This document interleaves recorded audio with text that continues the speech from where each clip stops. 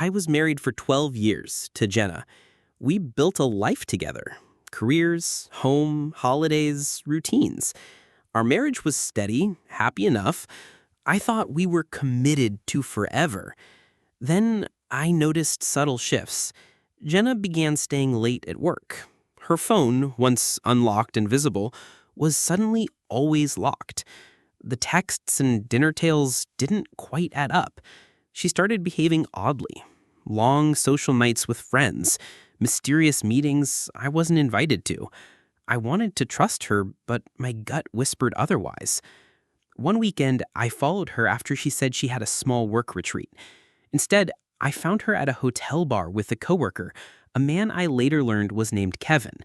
They were laughing too close, sharing stories. They didn't expect anyone to show up, especially not me. I left quietly, heart sinking. A private investigator later confirmed what I'd begun to suspect. Jenna and Kevin had been carrying on for months. There were hotel receipts, elevator swipe logs, and messages from Kevin expressing love and desire. In shock, I realized our marriage was unraveling, betrayed by the person I trusted most.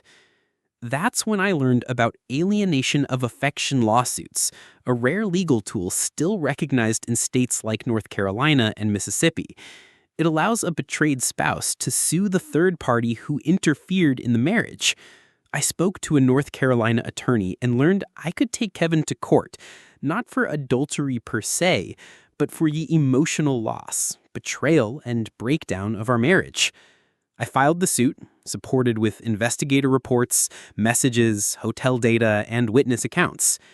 The defense claimed they were just friends and that our marriage wasn't as strong as I remembered. Jenna countered that I was controlling and untrusting. But I believed evidence and truth mattered more than explanations. During the trial, I described the emotional collapse I'd suffered. Nights alone, emotional withdrawal from Jenna, the betrayal of seeing her leave the house for a friend when she was actually with him. I explained how our son's life was upended. The jury saw the hotel bills lining up with late nights, the intimate voice messages, and messages like, "I wish you were mine totally, Jenna." The court ruled in my favor.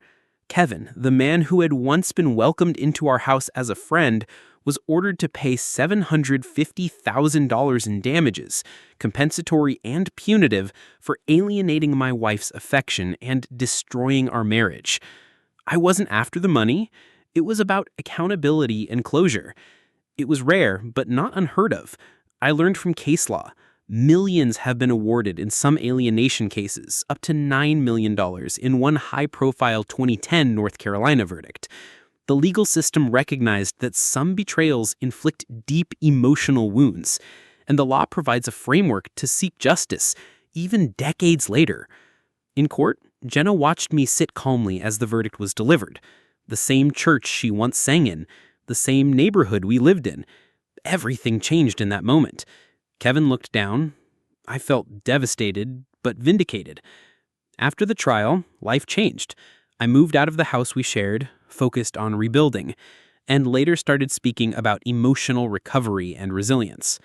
I don't regret seeking justice.